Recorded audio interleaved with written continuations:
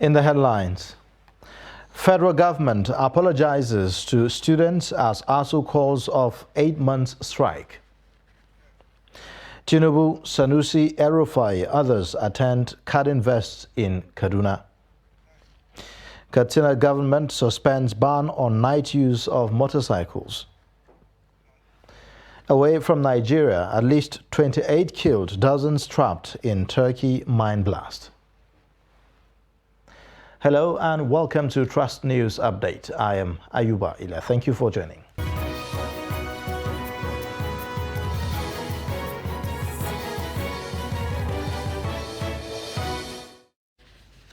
And now the details. The federal government has apologized to students and parents for the prolonged strike by Academic Staff Union of Universities, ASU.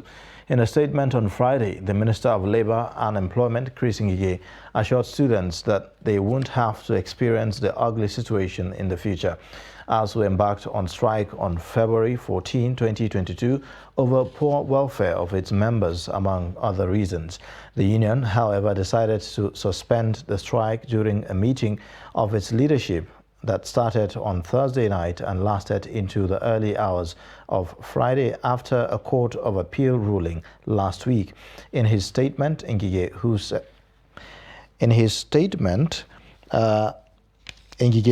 that the industrial action was unwarranted in the first place, commended those who worked alongside the government to resolve the impasse. The University of Calabar has begun the fumigation of the institution's environment in preparation for resumption of academic activities on October 17. Vice-Chancellor of the University of Calabar, Florence Obi, who inspected the exercise on Saturday in Calabar, said that the fumigation will include the hostels, classroom blocks, and all administrative offices. She said that with the announcement of resumption of activities on October 17 by the University Senate, there was need to clear all the bushes and fumigate the environment. Obi also said that during the period of the 8 months strike by the Academic Staff Union of Universities, the institution was shut, hence the need for a proper cleanup. According to her, the fumigation is meant to fight all forms of reptiles that may be harm to the students and staff of the institution. Eminent Nigerians on Saturday gathered in Kaduna State, northwest Nigeria for the 7th edition of the CADInvest, an annual event organized by the Kaduna State Investment Promotion Agency. They include the 2023 presidential candidate of the All Progressives Congress, Bola Tinubu, former governor of the Central Bank of Nigeria, Lamido Sanusi, Kaduna State Governor Nasir El-Rufai, among others. At the event, President Muhammadu Buhari was represented by the Minister of State, Industry, Trade and Investment, Mariam Katagun. The theme of this year's CADInvest is building a resilient economy. The former governor of the Central Bank of Nigeria, Lamido Sanusi, is the keynote speaker on the topic, improving subnational resilience against global economic shocks. The Kaduna State chapter of the People's Democratic Party has rescheduled the planned consultative visit of the presidential candidate of the party, Atiku Abubakar, and his running mate, Ifeanyi Okowa, to Kafanchan, earlier scheduled for Sunday, October 16, 2022. This was contained in a statement made available to journalists in Kaduna by the state party chairman, Hassan Hayat, on Saturday. Hayat explained that the postponed planned visit was as a result of consultations with political stakeholders and religious leaders of the zone, wherein the stakeholders resolved that a new date will be most suitable for the planned visit.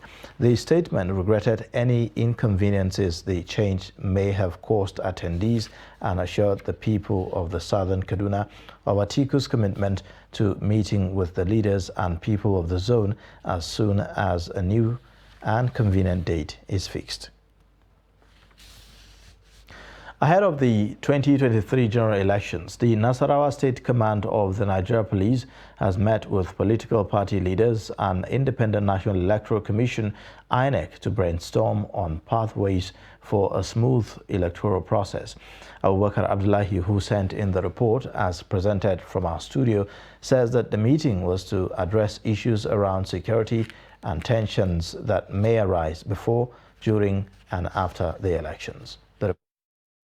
The meeting between the police, the Independent National Electoral Commission and the leadership of the political parties in Lafia, the state capital, was in compliance with the directive of the Inspector General of Police, Alkali Baba, who ordered all state commands to liaise with the resident electoral commissioners and political party leaders to come up with a campaign roadmap that will address possible conflicts in the election process.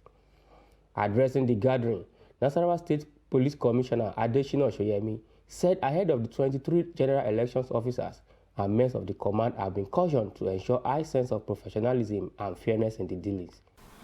I emphatically want to assure you that ahead of the electionary process and the 2023 general election, all police officers and men serving in the command have been charged to be neutral, alert, and display a high degree of professionalism and fairness in their dealings with all political parties.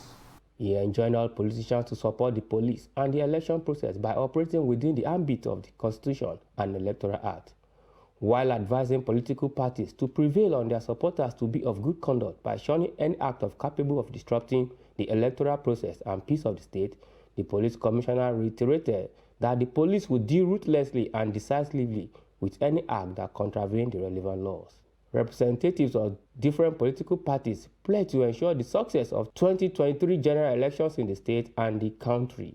From the campaign down to the election day, we ensure that we will cooperate with the security agencies, ensuring that we will have a peaceful atmosphere for the exercise. That is to have our commitment as a party.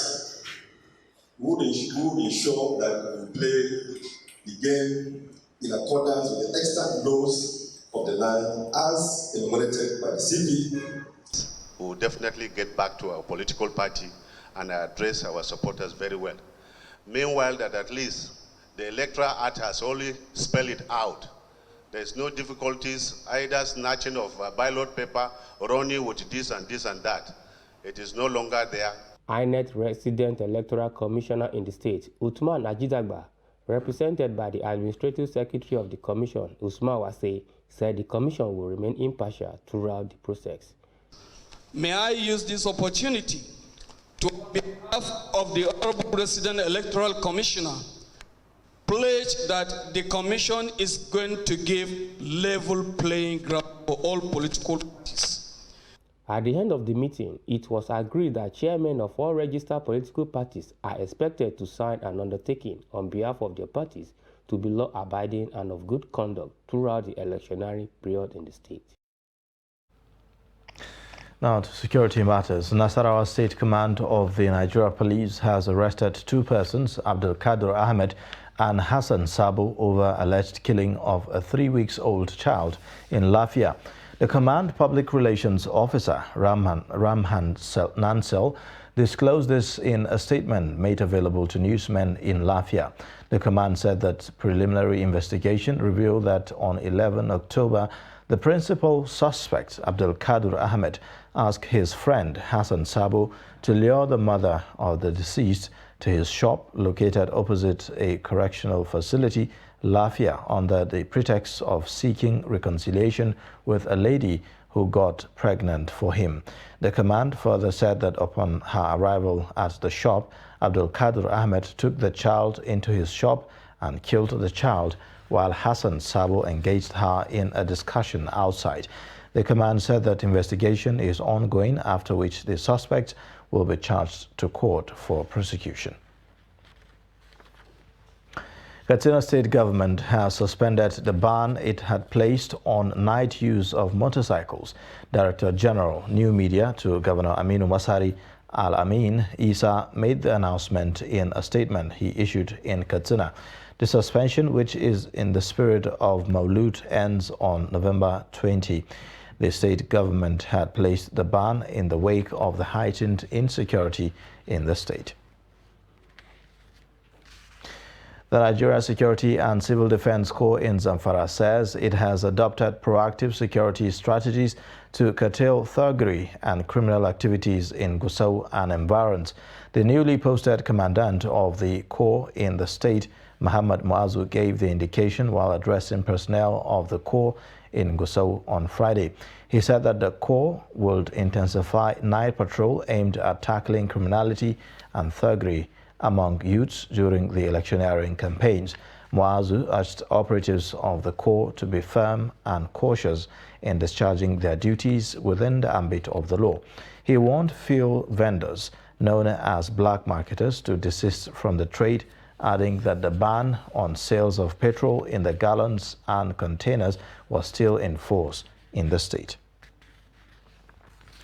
Now, as part of measures to mitigate the effect of flooding, the Delta State government, through its Flood Disaster Management Committee, has set up 10 internally displaced persons camps across the 3 senatorial districts of the state.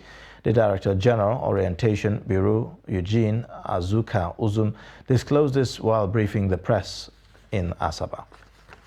The Director General disclosed that apart from the 10 new camps, 2 additional camps have been set up by the Delta State Oil Producing Areas Development Commission, DESO PADEC, in Uheli and Ashaka to complement the effort of the state government. The DG stated that relief materials distribution centers had also been established close to the camps to take care of the feeding and health needs of the flood victims in the various camps. And today we have 10 camps functional. 10 camps functional in various locations across the senatorial district. And the camps are in Obuafo, in Oshimili South Local Government. We have in Alaka, in the Re-Axis, Alaka Grammar School. We have the One camp, we have the Utagbogbe camp. We have the Patani camp, the Isoko Central School, or the ICS camp. While lamenting that the 2022 flood was becoming more challenging than what was experienced in 2012, the DG appealed for assistance from the federal government and relevant agencies. Azum also called for collaboration from the affected states to create more dams to mitigate flooding. We are using this opportunity to call on the federal government and its intervention agencies to come to the support of the Delta State government. We are calling on NEMA. We are calling on other MDAs to come to the support of the Delta State government. We are also using this opportunity to reach out to the federal government and all the states that are involved. We have the states of Kogi, we have Benue, we have Niger State, we have Rivers, Abia, and more of the states for a much needed collaboration for the construction of dams to be able to hold back the water and mitigate on the challenges of the ravaging flood. He assured victims of the state government's commitment to addressing their plight in order to give them a new lease of life. You're watching the news update on Trust Television. Coming up shortly, we'll take a look at how Nigerians lament over increase in the use of hard drugs. Details of this and more after the break.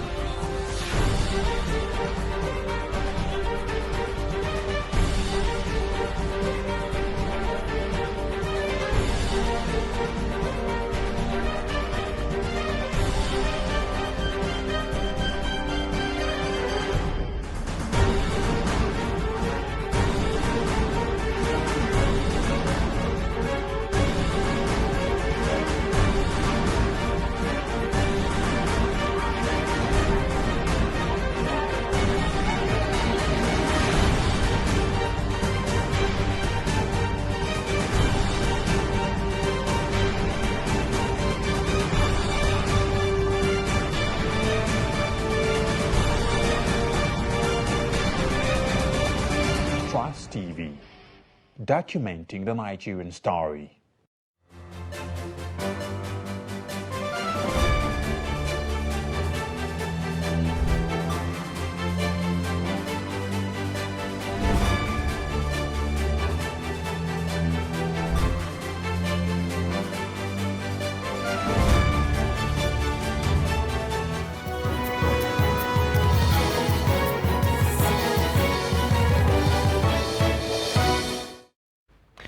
Welcome back. You're watching the news update on Trust Television. Here's a reminder of our top stories. Federal government apologizes to students as ASU calls of 8-month strike. Tinubu, Sanusi, El-Rufai, others attend CADInvest in Kaduna.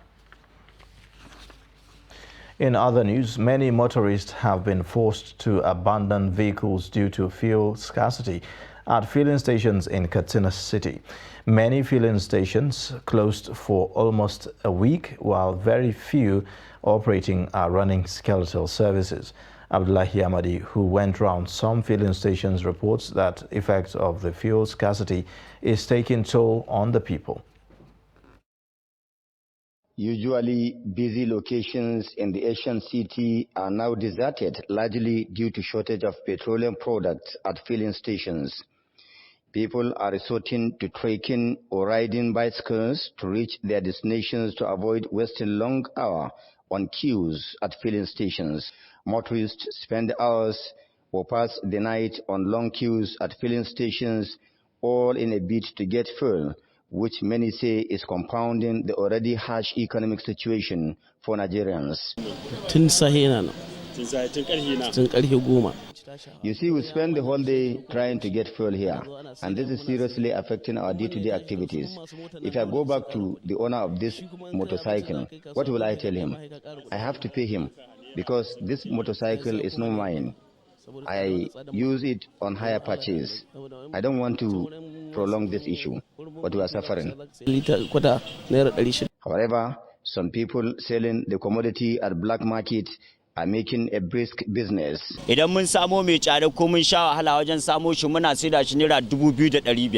we do here is helping people that cannot withstand the rigor of spending the whole day on queue to buy fuel.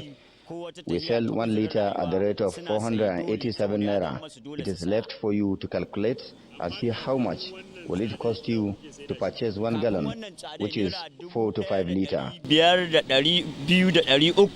This is coming at a time the state leadership of Independent Petroleum Marketers Association of Nigeria, IPMAN, said it is doing all it could to see that the allocation of the commodity to Katsina is judiciously distributed as soon as it arrives in the state.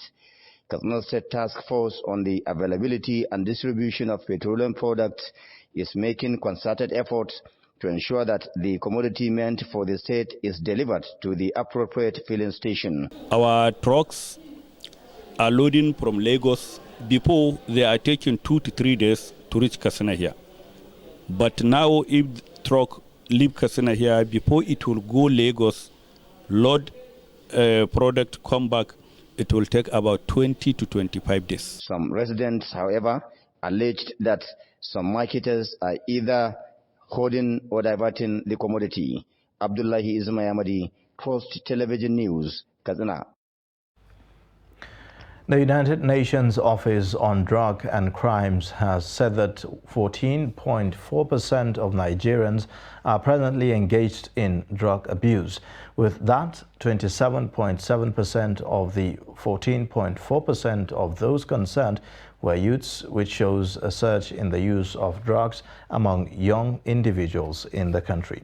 In this report, Noel Sampson looks at the reactions of Nigerians concerning the high rate of usage of hard drugs among Nigerian youths.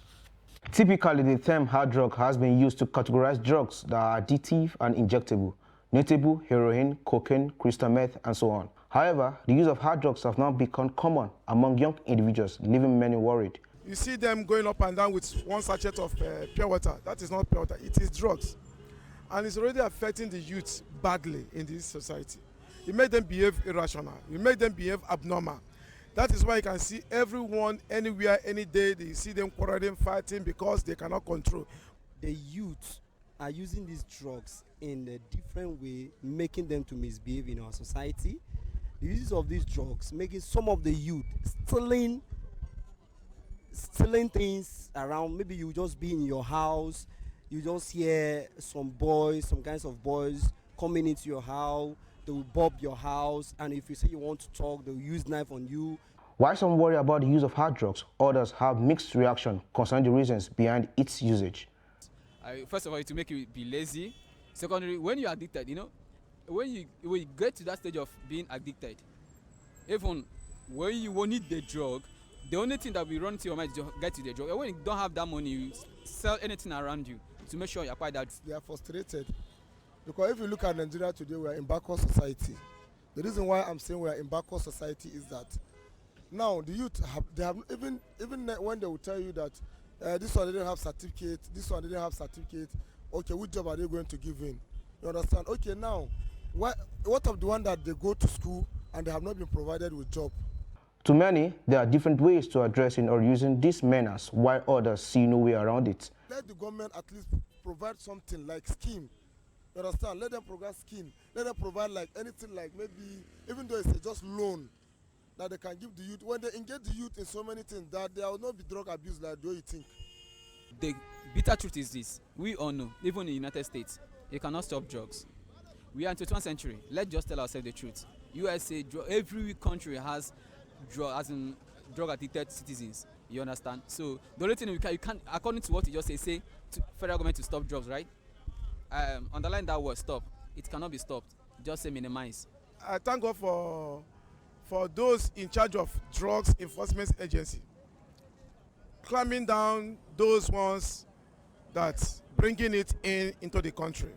If government can equally prosecute them, use some of them as an example. Drugs interfere with the way neurons send, receive, and process signals via neurotransmitters. Some drugs, such as marijuana and heroin, can activate neurons because their chemical structure mimics that of natural neurotransmitters in the body. These allow drugs to attach onto and activate the neurons. Experts advise total abstinence, as it is not only affect the citizen but their performance and by application the economy. Noel Samson, Trust TV News, Abuja.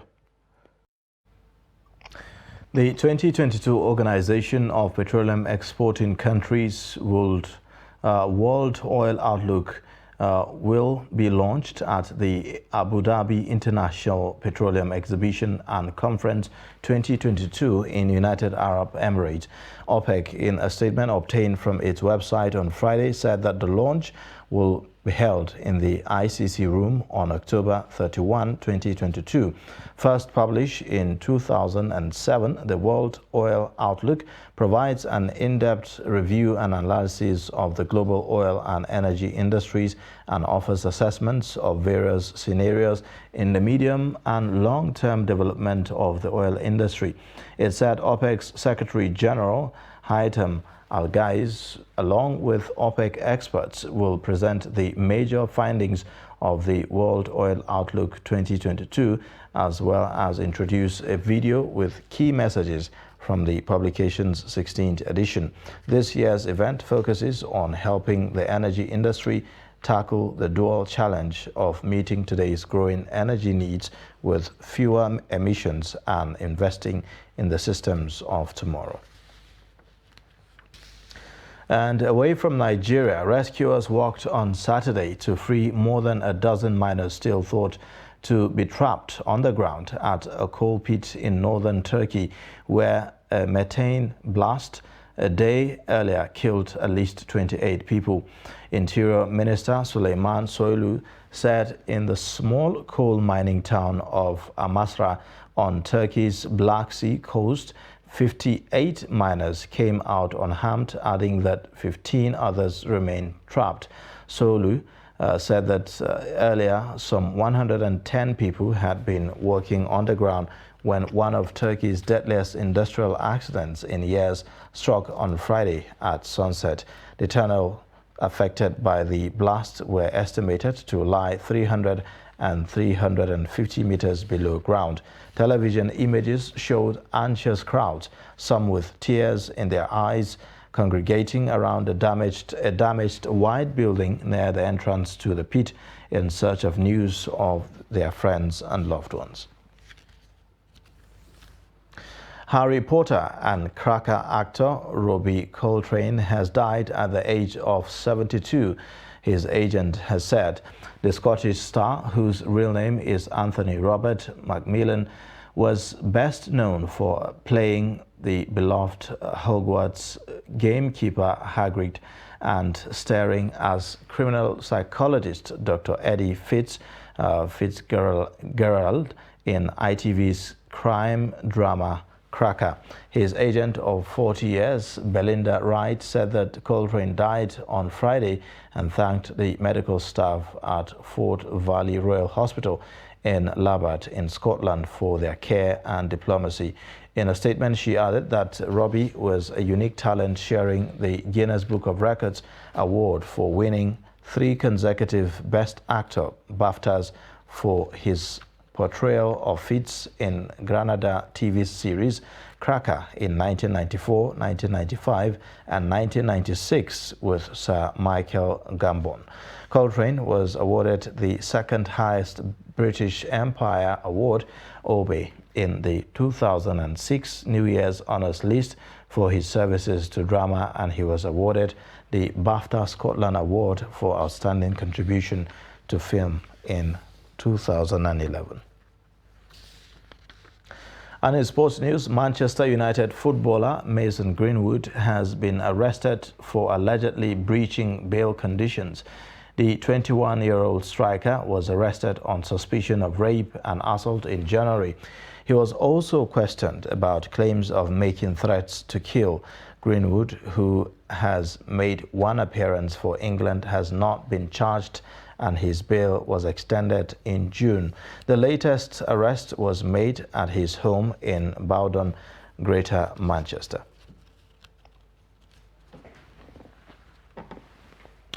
And that's a wrap on Trust News Update. You can watch more via all our social media platforms. Don't forget, you can subscribe to our YouTube channel to watch us live. I am Ayuba Ilya. Thanks for watching.